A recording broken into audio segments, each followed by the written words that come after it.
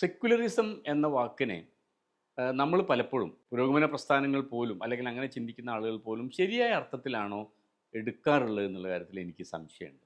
പലപ്പോഴും സെക്യുലർ ആവുക എന്ന് പറഞ്ഞാൽ ഒരാൾ മതമില്ലാത്തവനാവുക, ദൈവമില്ലാത്തവനാവുക, മതത്തിൻ്റെ കെട്ടുപാടിൽ നിന്ന് പുറത്ത് കിടക്കുന്നവരാവുക എന്നുള്ള ഒരർത്ഥത്തിലാണ്. എന്ന് വെച്ചാൽ ഒരു എന്താ പറയുക, യുക്തിവാദിയാവുക, ഒരു നാസ്തികനാവുക എന്നുള്ള തരത്തിലാണ് നമ്മൾ പലപ്പോഴും സെക്യുലർ എന്ന വാക്കിനെ ഉപയോഗിച്ചുകൊണ്ടിരിക്കുന്നത്. അതുകൊണ്ടാണ് പലപ്പോഴും നമ്മൾ ആലങ്കാരികമായിട്ടെങ്കിലും പറയും ഹിന്ദുക്കളാണ് ഈ സെക്യുലറിസ്റ്റുകൾ. ഈ സെക്യുലറിസത്തെ മുന്നോട്ട് കൊണ്ടുപോകുന്ന മുഴുവൻ ഹിന്ദുക്കളാണ് എന്ന് നമ്മൾ പറയുന്നതുകൊണ്ട് മറ്റവർക്കൊക്കെ കൃത്യമായിട്ട് അവർ രാവിലെ എണീറ്റ് കഴിഞ്ഞാൽ അവരല്ലെങ്കിൽ കൃത്യമായി നിസ്കരിക്കും, പള്ളിയിൽ പോവും. ക്രിസ്ത്യാനികളാണെങ്കിൽ ക്രിസ്ത്യൻ പള്ളിയിൽ പോവും.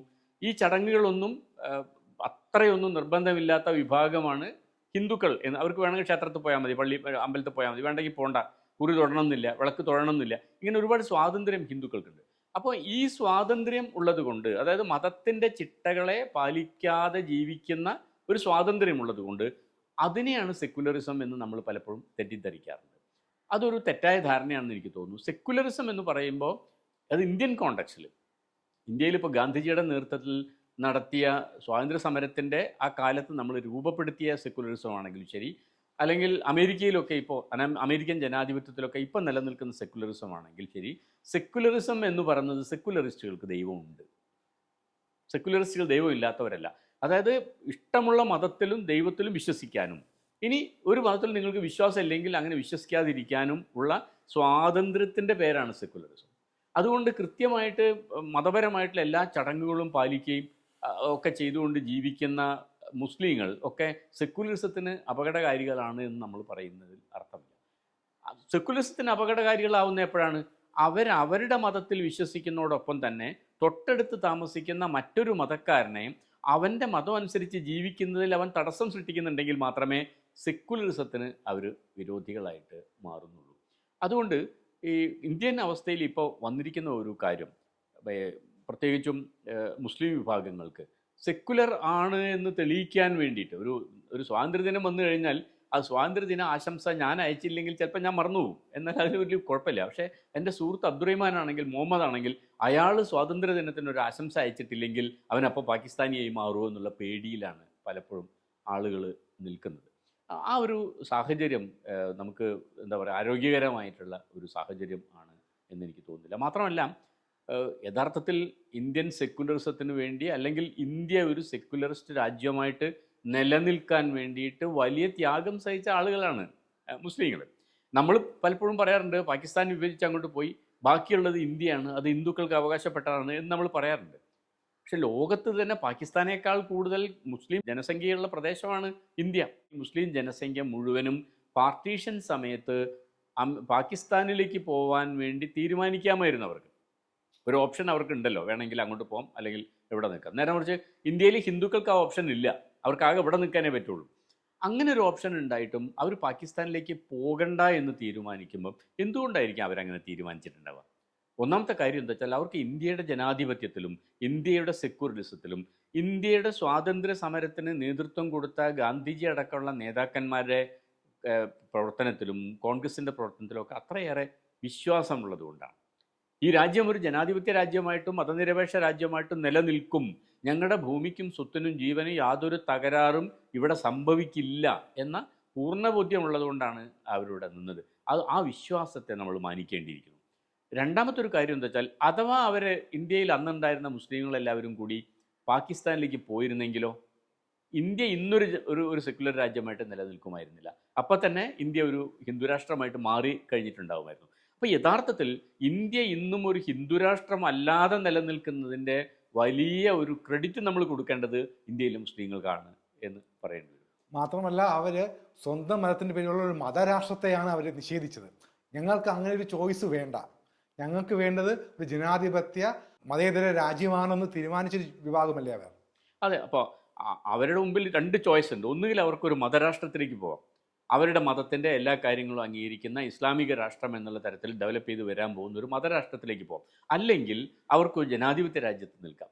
ഈ രണ്ട് ചോയ്സിൻ്റെ ഇടയിൽ ജനാധിപത്യ രാജ്യത്തെയും മതനിരപേക്ഷതയെയും തിരഞ്ഞെടുത്തവരാണ് ഇന്ത്യയിലെ മുസ്ലിങ്ങൾ. അപ്പോൾ അതുകൊണ്ട് അവരെന്തോ വലിയ ചതി ചെയ്തിട്ടാണ് ഇവിടെ നിൽക്കുന്നതെന്നുള്ള തരത്തിൽ നമ്മൾ പ്രചരിപ്പിക്കുന്നത് ശരിയല്ല.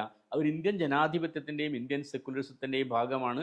അവരുടെ കൂടി ഒരു തീരുമാനം കൊണ്ടാണ് നമ്മൾ ഇന്ന് ഈ തരത്തിൽ നിൽക്കുന്നത്. ഈ രാജ്യം ഇങ്ങനെ നമുക്ക് മുന്നോട്ട് കൊണ്ടുപോകാൻ സാധിക്കുന്നത്. കേരളത്തിലെ പിന്നെ ജാതി സംഘടനകളുടെ നേതാക്കന്മാർ പലരും അവർ സംസാരിക്കുന്ന സമയത്തൊക്കെ തന്നെ അവർ വളരെ സെക്കുലറും, ഇത് SNDP ആണെങ്കിൽ SNDPയുടെ നേതാക്കന്മാരും SNDPയും വളരെ സെക്കുലറും, അതേ സമയത്ത് മുസ്ലിങ്ങൾ ആളുകൾ മുഴുവനും വർഗീയവാദികളും എന്നുള്ള തരത്തിലുള്ള പ്രചരണം. ഒരുപക്ഷെ BJP അഖിലേന്ത്യാ തലത്തിൽ ഉയർത്തിക്കൊണ്ടുവരുന്ന വിദ്വേഷ പ്രസംഗത്തിനേക്കാൾ കൂടുതൽ കേരളത്തിൽ ആ വിദ്വേഷ പ്രസംഗം നടത്തുന്നുണ്ട്, പലപ്പോഴും നടക്കുന്നുണ്ട്. അങ്ങനെ വിദ്വേഷ പ്രസംഗം നടക്കുമ്പോൾ അതിന് വേണ്ട രീതിയിൽ എതിർക്കാതെ പോയത് ഇടതുപക്ഷത്തിൻ്റെ കയ്യിൽ വന്ന പാളിച്ചയാണോ എന്ന് ഇടതുപക്ഷം പരിശോധിക്കണം. കാരണം ഒരു തെരഞ്ഞെടുപ്പിന് മുമ്പിൽ പോലും ഇങ്ങനെ വളരെ മോശമായിട്ട് ഒരു ജനതയെ ആകെ വളരെ മോശമായിട്ട് അവർ വർഗീയവാദികളാണെന്നും സെക്യുലറിസത്തിന് എതിരാണ് എന്നും പ്രചരിപ്പിക്കുന്ന തരത്തിലുള്ള പ്രസ്താവന വരുമ്പോൾ സ്വാഭാവികമായിട്ടും ഇടതുപക്ഷത്തിൻ്റെ നേതാക്കന്മാരും ഇടതുപക്ഷത്തിൻ്റെ മന്ത്രിമാരും ഒക്കെ തന്നെ, അല്ലെങ്കിൽ നമ്മുടെ മുഖ്യമന്ത്രി അടക്കമുള്ള ആൾക്കാർ എന്താണ് ചെയ്യേണ്ടത്? അതിന് ശക്തമായിട്ട് എതിർക്കുകയാണ്. എന്തുകൊണ്ടാണ് എതിർക്കാതിരുന്നതിൻ്റെ കാര്യം നമുക്കറിയാം. എതിർത്ത് കഴിഞ്ഞാൽ ഈ SNDPക്കാരായ വോട്ടർമാരെ അല്ലെങ്കിൽ ഇഴവരായിട്ടുള്ള വോട്ടർമാരൊക്കെ മറുപക്ഷത്ത് പോകുമെന്ന് പേടിച്ചിട്ടാണ്. അങ്ങനെ പോകുന്നവരാണോ പിന്നെ ഇടതുപക്ഷത്തുള്ള ഇഴവരോ അല്ലെങ്കിൽ നായന്മാരോ? ഇടതുപക്ഷത്തിൻ്റെ പാർട്ട് ആൻഡ് പാഴ്സലല്ലേ, അവരൊരു ഭാഗമല്ലേ, ഇത്രയും കാലമായിട്ട് അവർ ഇടതുപക്ഷ ബോധമുള്ള ആൾക്കാരല്ലേ. ഇങ്ങനൊരു പ്രസ്താവനയ്ക്ക് മറുപടി പറയുമ്പോഴത്തേക്ക് അവർ പോകുന്നവരാണോ? അവരെയും നമ്മൾ അണ്ടർ എസ്റ്റിമേറ്റ് ചെയ്തു നടത്തും. നമ്മുടെ കൂടെയുള്ളവരെയും അണ്ടർ എസ്റ്റിമേറ്റ് ചെയ്തു, അപ്പുറത്തുള്ളവരെയും നമ്മൾ അണ്ടർ എസ്റ്റിമേറ്റ് ചെയ്തു എന്നുള്ളതാണ്. അപ്പോൾ അവരെയൊക്കെ കയറൂരി വിട്ടത് യഥാർത്ഥത്തിൽ ഒരു BJPയുടെ B ടീമാണ് കേരളത്തിലെ ഇടതുപക്ഷം എന്ന് പ്രചരിപ്പിക്കാൻ കോൺഗ്രസിൻ്റെ ഭാഗത്ത് വ്യാപകമായിട്ടുള്ള പ്രചരണം നടന്നു. ഡീല് ഒരു വലിയ കാര്യമായിട്ട് കൊണ്ടുവന്നു. ഡീൽ അവരത്രയും പ്രധാന കാര്യമായിട്ട് പറഞ്ഞത് എന്തുകൊണ്ടാണ്? അവർ ഡീൽ ഉണ്ടാക്കിയിട്ടുണ്ട്. ഡീൽ ഇപ്പം നമുക്ക് ബോധ്യമായി. കോൺഗ്രസും BJPയും തമ്മിൽ കേരളത്തിലെ തെരഞ്ഞെടുപ്പിൽ ഡീൽ ഉണ്ടായിരുന്നു എന്ന് വോട്ടിൻ്റെ കൃത്യമായ കണക്ക് വെച്ചിട്ട് ഇന്ന സ്ഥലത്ത് കോൺഗ്രസ്സുകാരുടെ വോട്ട് BJP കിട്ടിയെന്നും ഇന്ന സ്ഥലത്ത് BJPയുടെ വോട്ട് കോൺഗ്രസ്സിന് കിട്ടിയെന്നും നമുക്ക് കൃത്യമായിട്ട് ഇപ്പോൾ പറയാൻ പറ്റും. പക്ഷേ അവർ വളരെ തന്ത്രജ്ഞരാണ്. അവരെന്ത് ചെയ്തു? ഈ സംശയം തോന്നുകയേ വരാത്ത രീതിയിൽ ആദ്യം തന്നെ ഇടതുപക്ഷവും BJPയും തമ്മിലുള്ള ഡീലിനെ കുറിച്ചൊരു വാർത്ത അവർ പ്രചരിപ്പിച്ചു. അപ്പോൾ ജനങ്ങൾ അത് വിശ്വസിക്കാൻ ഇടയായ ഒരു സാഹചര്യം ഇതാണ്. ലീഗിനെതിരെ അല്ലെങ്കിൽ മുസ്ലിങ്ങൾക്കെതിരെയുള്ള പ്രചരണത്തിന് പോലും വേണ്ടത്ര ശക്തമായിട്ട് മറുപടി പറയാൻ നമുക്ക് കഴിഞ്ഞില്ല എന്നതിൻ്റെ പേരിലൂടെ ഇന്ത്യ വിഭജിച്ചപ്പോൾ ഇന്ത്യയിലുള്ള മുസ്ലിങ്ങൾ എന്തുകൊണ്ട് പാകിസ്ഥാനിലേക്ക് പോയില്ല എന്നതിനെക്കുറിച്ചാണ് മാഷ് സംസാരിച്ചത്. എൻ്റെ ഒരു എതിർവാദം എന്ന് പറയുന്നത്, ആസ് എ ഹിസ്റ്ററി സ്റ്റുഡൻറ്റ്, ഹിസ്റ്ററിയെ അറിയാൻ ശ്രമിക്കുന്ന ആളെന്ന നിലയിൽ ഇന്ത്യ വിഭജിച്ചു എന്നുള്ള വാദത്തെ ഞാൻ അംഗീകരിക്കുന്നില്ല. കാരണം ഇന്ത്യ എന്ന് പറയുന്ന ഒരു ജനാധിപത്യ രാജ്യം അതിനു മുമ്പ് ഉണ്ടായിരുന്നില്ല. ബ്രിട്ടീഷുകാർ ഭരിച്ച പല പല നാട്ടുരാജ്യങ്ങളുടെയും ബ്രിട്ടീഷുകാരുടെ നേരിട്ട് ഭരണത്തിലുണ്ടായിരുന്ന ഒരു പ്രവിശ്യയും ആണ് ബ്രിട്ടീഷുകാർ പുറത്തു പോകുമ്പോൾ ഭാവിയിൽ എങ്ങനെ അവർക്ക് നിലനിൽക്കാം എന്നതിനെക്കുറിച്ചുള്ള ഒരു ചോദ്യമാണ് ഉണ്ടായി വന്നത്. അപ്പോൾ യഥാർത്ഥത്തിൽ മുമ്പിലുണ്ടായിരുന്ന ഓപ്ഷൻ, നിങ്ങൾക്ക് ഇന്ത്യ എന്ന് പറയുന്ന ഡെമോക്രാറ്റിക് സെക്കുലർ രാജ്യമായി നിലനിൽക്കാം, അല്ലെങ്കിൽ നിങ്ങൾക്ക് പാകിസ്ഥാൻ എന്ന് പറയുന്ന ഒരു മതരാഷ്ട്രമായി നിൽക്കാം, അല്ലെങ്കിൽ നിങ്ങൾക്ക് ഇൻഡിപെൻഡൻ്റ് ആയിട്ട് നിൽക്കാം. പക്ഷെ ഇൻഡിപെൻഡൻ്റ് ആയിട്ട് നിൽക്കിയാൽ എന്താ കുഴപ്പം? എന്താണ്? അത് ആര് ഭരിക്കും? അവിടെ രാജാവ് ഭരിക്കും. ഏത് നാട്ടുരാജാവിൻ്റെ കീഴിലാണോ ആ സ്ഥലം ഉണ്ടായിരുന്നത്, ആ നാട്ടുരാജാവിൻ്റെ കീഴിൽ നിങ്ങൾക്ക് ഒരു പൗരനായിട്ടല്ല ഒരു പ്രജയായിട്ട് ജീവിക്കേണ്ടി വരും. അപ്പോൾ ആ നാട്ടുരാജ്യങ്ങളെ ജനങ്ങൾ എന്താ തീരുമാനിച്ചത്? ഞങ്ങൾക്ക് പ്രജയായി ജീവിക്കണ്ട, മറിച്ച് ഞങ്ങൾക്ക് ഒരു ജനാധിപത്യ രാജ്യത്തിൻ്റെ പൗരനായിട്ട് ജീവിക്കണം എന്നതുകൊണ്ട് അവർ ഇന്ത്യയിലേക്ക് വരാൻ വേണ്ടി ഇപ്പോൾ തിരുവിതാംകൂർ അടക്കമുള്ള സ്ഥലങ്ങളിൽ അവർ സമരം ചെയ്തു. അതേസമയം അതും ഒരു സെക്കുലർ രാജ്യമായിട്ടാണ് പാകിസ്ഥാൻ രൂപം കൊണ്ടത്. അതും തമാശ. അവർ ഔദ്യോഗിക മതം ഇസ്ലാം മതമാണെങ്കിൽ പോലും ജിന്ന അവരുടെ ഭരണഘടന ഉണ്ടാക്കുമ്പോൾ അതിനൊരു ന്യൂനപക്ഷങ്ങൾക്ക് പ്രത്യേക അവകാശങ്ങളുള്ള ഒരു ഭരണഘടനയാണ് ജിന്ന ഉണ്ടാക്കുന്നത് തന്നെ. അപ്പോൾ ഇന്ത്യ രണ്ടായി വിഭജിച്ചു എന്ന് പറയുന്നത് മുസ്ലിങ്ങളെ അല്ലെങ്കിൽ ഗാന്ധിയെ അറ്റാക്ക് ചെയ്യാനുള്ള ഒരു ഘടകമായി ഉപയോഗിക്കുന്നു എന്ന് പറയുന്നത്. ഒബിയസ്ലി വിഭജനം എന്ന് പറയുന്ന ഒരു പ്രോസസ്സ് നടന്നിട്ടുണ്ട്. ഒരു രേഖ വരച്ചിട്ടുണ്ട്. ആൾക്കാർക്ക് പലായനം ചെയ്യേണ്ടി വന്നിട്ടുണ്ട്, ലക്ഷക്കണക്കിന് ആൾക്കാർക്ക് ജീവിതം നഷ്ടപ്പെടേണ്ടി വന്നിട്ടുണ്ട്, ഒക്കെയുണ്ട്. പക്ഷെ അതൊരു രണ്ട് രാജ്യങ്ങളുടെ ഫോർമേഷൻ ആയിരുന്നു. ആ ഫോർമേഷനിൽ നിങ്ങൾക്ക് മുമ്പിലുള്ള ചോദ്യം വളരെ സിമ്പിളായിരുന്നു. ഒരു മതരാഷ്ട്രം വേണോ, ഒരു ജനാധിപത്യ രാജ്യം വേണോ? ഒരു രാജാവിൻ്റെ പ്രജയായി ജീവിക്കണമോ, ഒരു ജനാധിപത്യ രാജ്യത്തിൻ്റെ റിപ്പബ്ലിക്കിൻ്റെ പൗരനായി ജീവിക്കണമോ എന്നുണ്ടായിരുന്നു. ഇപ്പോൾ ഇന്ത്യ യഥാർത്ഥത്തിൽ വിഭജിക്കപ്പെട്ടോ എന്നൊരു ചോദ്യം നമ്മൾ ചോദിക്കുമ്പോൾ, ഇന്ത്യ എന്നൊരു രാജ്യം ഇപ്പം നമ്മൾ കാണുന്ന പാകിസ്ഥാനും ഇന്ത്യയും ഉൾപ്പെട്ട ഇന്ത്യ എന്നൊരു രാജ്യം അതിനു മുമ്പ് ഉണ്ടായിരുന്നില്ല. അങ്ങനത്തെ ഒരു രാജ്യം ഉണ്ടായിരുന്നില്ല. അപ്പോൾ എന്തുകൊണ്ടാണ് പിന്നെ വിഭജനം എന്നൊരു വാക്ക് എന്തുകൊണ്ട് ഉപയോഗിച്ചു എന്നൊരു തർക്കം സ്വാഭാവികമായിട്ടും വരും. അതിൽ എൻ്റെ ഒരു തോന്നൽ എന്താണെന്ന് വെച്ചാൽ, ശരിയാണ്, 600-ലേറെ നാട്ടുരാജ്യങ്ങളും പിന്നെ ബ്രിട്ടീഷ് പ്രദേശങ്ങളും അടക്കമുള്ള ഒരു കൂട്ടമാണ്, രാജ്യങ്ങളുടെ ഒരു കൂട്ടമാണ് ഉണ്ടായിരുന്നത്.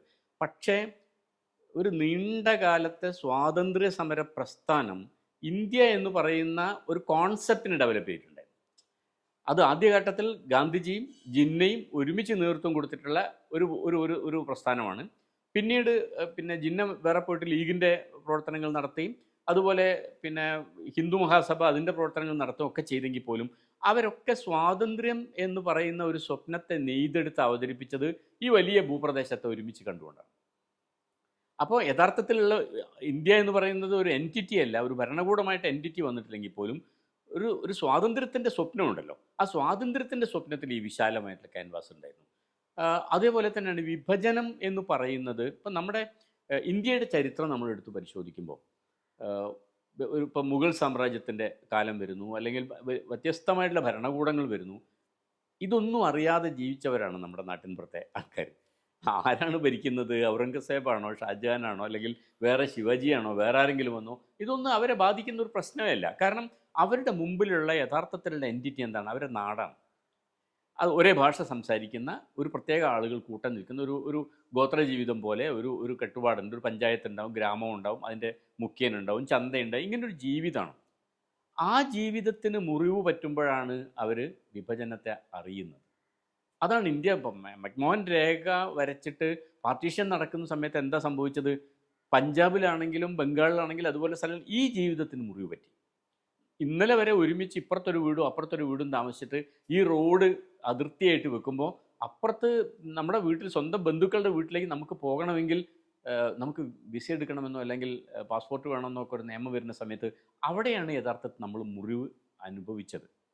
ആളുകൾ, ഇന്ത്യയുടെ ജനങ്ങൾ മുറിവ് അനുഭവിച്ച് എന്നൊക്കെ. അപ്പോൾ അതുകൊണ്ട് വിഭജനം എന്ന് പറയുന്നത് ഈ ഒരു കോൺസെപ്റ്റിലാണ്. ഒരു സ്വാതന്ത്ര്യത്തെക്കുറിച്ചുള്ള നമ്മുടെ സ്വപ്നങ്ങളിൽ ഈ പ്രദേശം ഒന്നായിട്ട് സ്വതന്ത്രമാവണം എന്നുള്ള നമ്മളൊരു ആഗ്രഹം ഉണ്ടായത്. അതിനാണ് മുറിവ് എന്ന് നമ്മൾ പറയുന്നത്.